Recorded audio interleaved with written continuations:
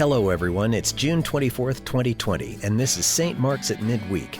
I'm Matt Wright, and today Lucy Grindon interviews Dr. Joseph Lane, Episcopal priest and St. Mark's member who has been a staunch advocate for LGBTQ+ issues in the Episcopal Church and worked before ordination with Houston's AIDS Foundation. There are lessons to be learned from the HIV/AIDS crisis as we face a new pandemic, and Joseph will lay it all out for us in a few minutes. But right now, as we gather outside on my front porch because it's such a nice summer day, we welcome the Reverend Carrie Patterson Grindon back to Midweek after a couple of weeks away. Hi, Carrie. Hi, Matt. Welcome back. It's good to be back. We've changed venues out here. We're in the front yard this afternoon because it's such a nice day and it's summer, and why not talk outside? It's beautiful. You've had a couple of weeks off and a chance to refresh and recharge. How'd it go? It was great. One week, 2 weeks off from the podcast, but 1 week of actual time off. And, there's not a lot of adventure going on vacations right now. And yet it was really good to just recharge, take some time with the family, set work down for a bit. Just got to read. We did drive out to the desert to Joshua Tree, and it was gorgeous out there, not too hot. But it was great. It was wonderful. And also really good to be back. Well, part of your work as a priest and part of this vocation is really about recharging your batteries, isn't it? Yeah. Yeah, you can't no one can do it well without that. I can definitely say for clergy, we're just not at our best if we don't take seriously the commandment to Sabbath. I mean, you have to take time apart. Its creation was designed with this in mind. The seventh day is a day of rest. Right. And for clergy, that seventh day isn't Sunday. Just saying, that's a work day. So there has to be another day of the week where we really rest if we're going to take it seriously, or if we can't do a whole day, and then you find pockets of rest, but you have to do it.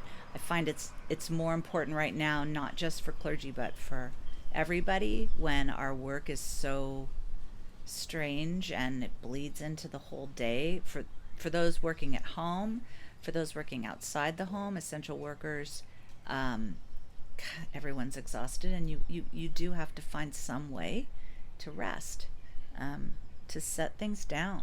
So, but I don't function well, or certainly not at my best as a human being or as a priest, as a family member, if I don't take some time to put everything down and play and rest and pray. Strongly encourage everybody try to do that. Well, good. I'm glad you're back rested and refreshed, and we'll talk to you next week. Thanks, Matt. A couple of calendar updates as we listen to the gardeners next door do their work. This coming Sunday, June 28th, we will not be having St. Mark's Church on air as part of the podcast. Church will instead be brought to us by Bishop John Harvey Taylor. So watch for all of that. They're giving all of the clergy in the diocese the week off. And Bishop Taylor has kindly volunteered to do church for the whole diocese next Sunday. So that will be our church service. And then on July 12th and July 19th, we are hopeful that St. Mark's will actually be able to get together in person to worship. And there will be reservations involved, and all of this is dependent on circumstances and on the health department and on the diocese. But we hope to be able to gather in the Wheel Toy area, some of us on July 12th, some of us on July 19th, and have St. Mark's worship in person. Wouldn't that be great? We're all looking forward to that. So stay tuned to see how that goes, and the church office will be in contact with everybody.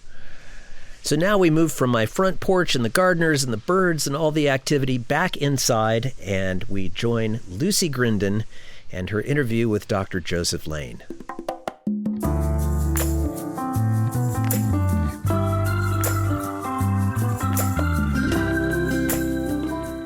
Lucy Grindon, and today I'm talking with Joseph Lane, who, in addition to being a now retired parish priest at St. Mark's, was for years heavily involved in LGBTQ plus advocacy in the Episcopal Church, and who, before seminary and ordination, worked with Houston's AIDS Foundation and then developed an activities and recreation program for people with HIV at Shanti Project, a nonprofit in San Francisco.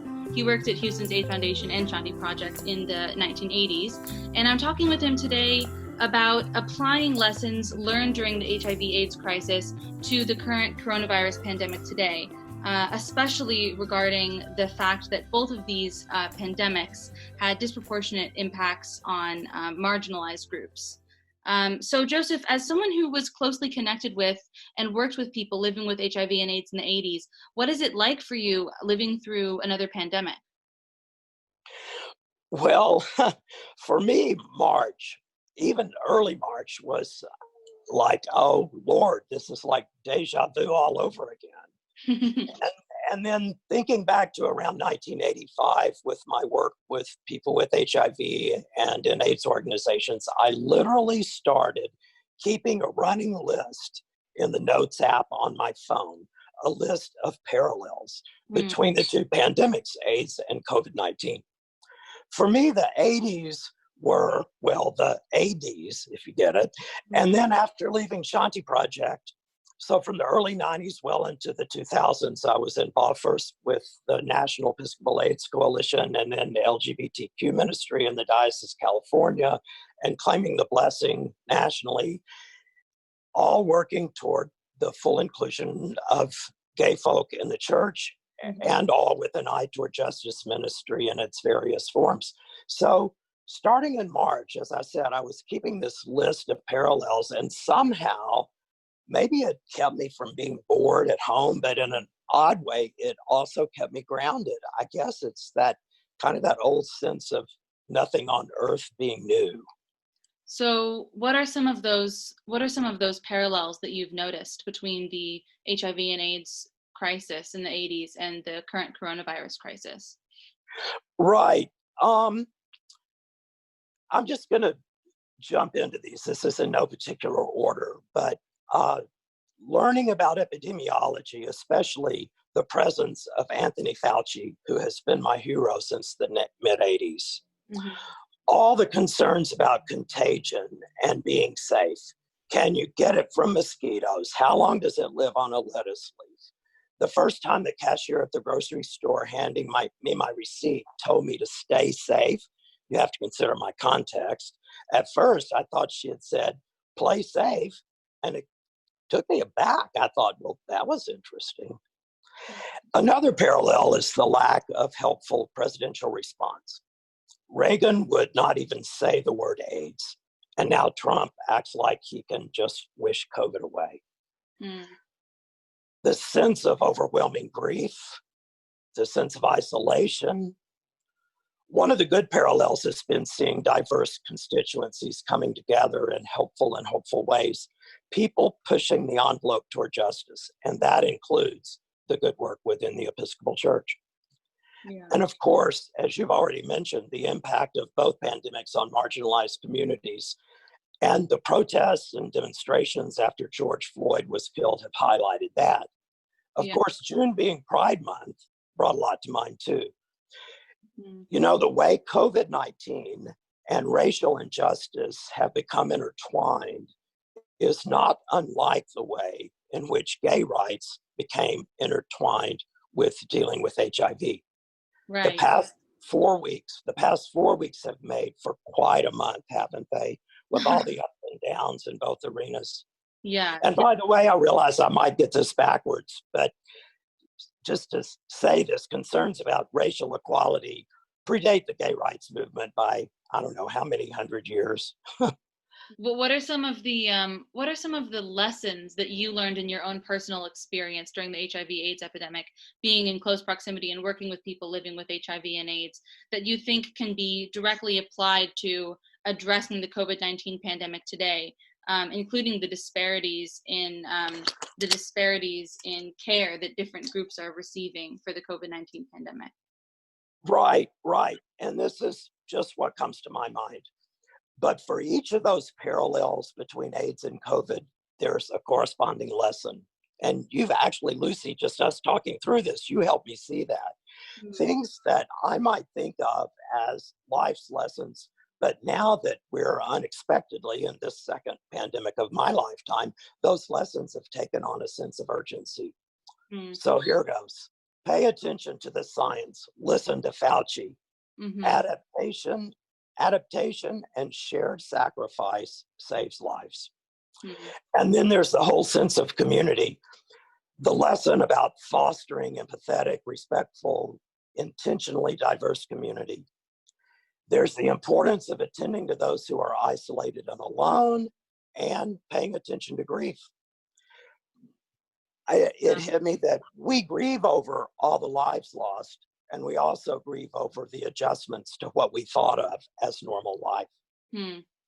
As we find ourselves in the midst of this really awful situation, the Book of Common Prayer, I keep going to the Book of Common Prayer. In the midst of life, we are in death. Yet even at the grave, we make our song, Hallelujah. That gives me hope.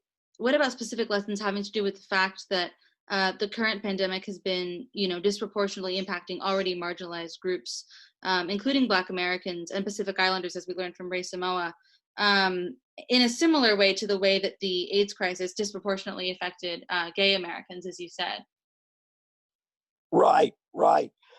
Well, as for the protests that we're seeing today, by which I mean the peaceful demonstrations and the outrage expressed by people like, for example, the Episcopal Bishop of Washington, Mary Ann Buddy. Right. Those are, I truly believe this, hugely effective. It's important that we speak out, even in outrage, in whatever ways we can, while it should go without saying, of course, we have to stay safe.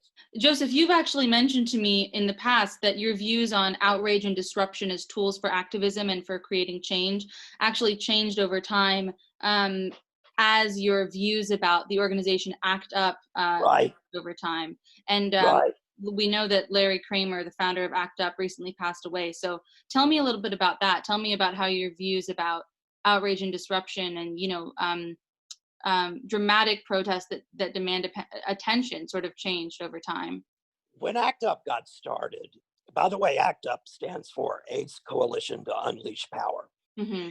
It made me nervous because I feared that actions like, say, disrupting the San Francisco Opera would be counterproductive and even alienate potential allies, the complacent liberals.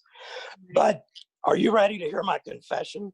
In hindsight, I hereby repent of that nervousness. ACT UP's slogan was silence equals death. And that's a correct statement. It's all rather like this past Sunday's lesson from Jeremiah. I feel I must cry out, I must shout.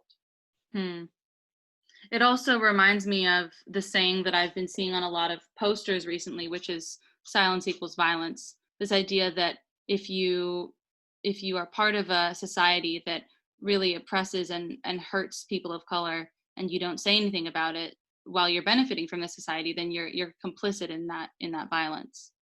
Exactly. And it hit me that I should stop speaking of renewed racial unrest, for example, because my use of that phrase in a way reflects my own privilege, my own white privilege. The unrest has been ongoing. I think of it like churning waters under the surface. So what is renewed is focus, our focus and response, especially the focus and response of people with relative power. It's something like a new wave. So I hope and pray it continues, not only with race and gender and human sexuality, but all forms of marginalization. And can you say more about what you mentioned at the beginning of this conversation or this question about lessons learned during the AIDS crisis that can be applied today? You mentioned adaptation and shared sacrifice. So can you say more about that or talk about what you mean in terms of both pandemics or how, maybe sacrifice during the AIDS crisis contributes to your view of people making personal sacrifices for the greater good today? Well, I don't have the figures in front of me, but I'm sure you saw this too. The piece about the study that shows 60 million lives saved over, the adaptations and social distancing and wearing masks and all that we've been doing, and how that has literally saved millions and millions of lives. I actually looked to see if I could find a study about how many lives were saved by things like needle exchange and safer sex practices and all of that. During the AIDS I couldn't crisis. find it. Right, but obviously that's the case. I was thinking about one thing from my days working in HIV/AIDS that has to do with how we get through it. People with AIDS taught us to move beyond the sense of being a victim. And I know right now we all kind of feel somewhat victimized. In the mid-'80s, people with AIDS asked that we not use the phrase AIDS victim, and instead asked that we would refer to persons with AIDS, or to use the acronym PWA, which morphed into PLWA, person living with AIDS, which was even more empowering. So these days, I start to get depressed about having our wings clipped, and I just try to remind myself that getting all victimy is just not going to help me get through these days in a helpful way. You mean in the sense that people are not able to be together socially in the way they normally would, and people have to wear masks and make all those life changes? Well, exactly. And then, of course, I also think about this as a difference, not a parallel. But we didn't have cell phones and email and all these ways to stay in touch back in the 80s that we've got now. So as easy it is to get frustrated about the adaptations that we are having to practice and live into, I feel like, we can get through this without getting all victimy about it. Yeah, exactly.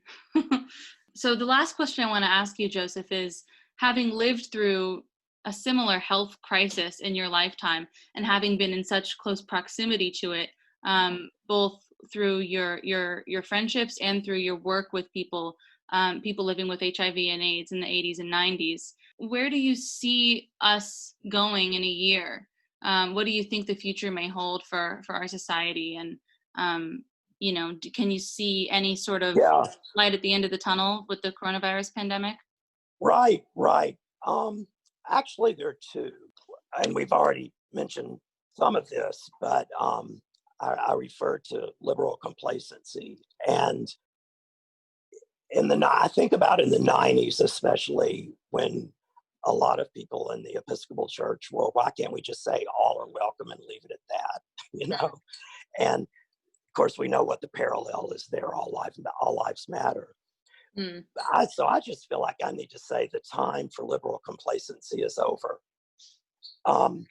One of the biggest parallels between the two pandemics is the impact, first with AIDS and then COVID, on marginalized communities, as we've already talked about. And as you and I have discussed, I know that an important aspect of justice for you is access to health care. And I'm really glad to hear you say that. So anyway, I end up with the prayer book again. The time is ripe. We talk about respecting the dignity of every human being. That's in the Book of Common Prayer. And it's time to actually live into that reality and the promise and hope it conveys. Respect is an active verb, not a stagnant concept. And the other thing is, sorry for going on. No. The other thing is about, where do I see us down the road? And I don't know when it'll be, hopefully soon, but we don't know. With both AIDS and COVID, alongside various justice movements, I think of this guy, James Allison. He is a British gay theologian, and he wrote a wonderful chapter about Jonah and the whale.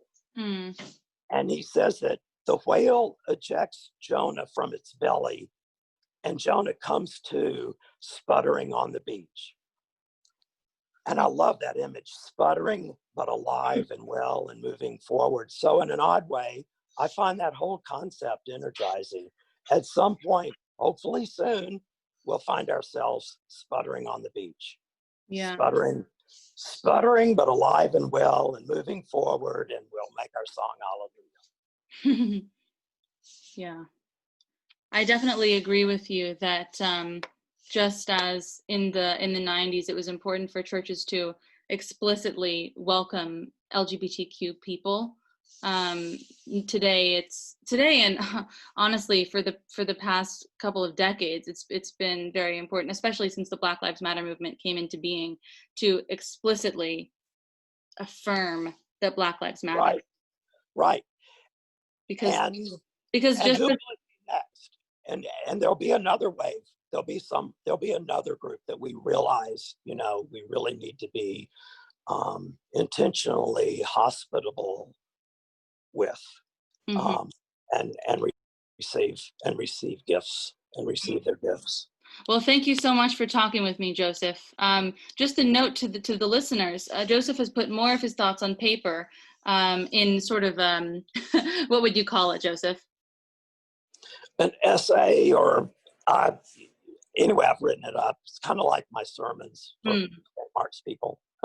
Oh, I shouldn't say that. They won't want to see it. Well, Joseph has compiled more of his thoughts on the parallels between the AIDS crisis and the current coronavirus pandemic into an essay format. And if you would like a copy of it, please contact him, and he would be happy to share it with you. Joseph, right, and I'll make sure that the parish office has it as well. Okay, perfect. So contact Joseph or contact the parish office. Joseph, thank you so much for speaking with me today and for sharing your wisdom, which you've gained from your experience.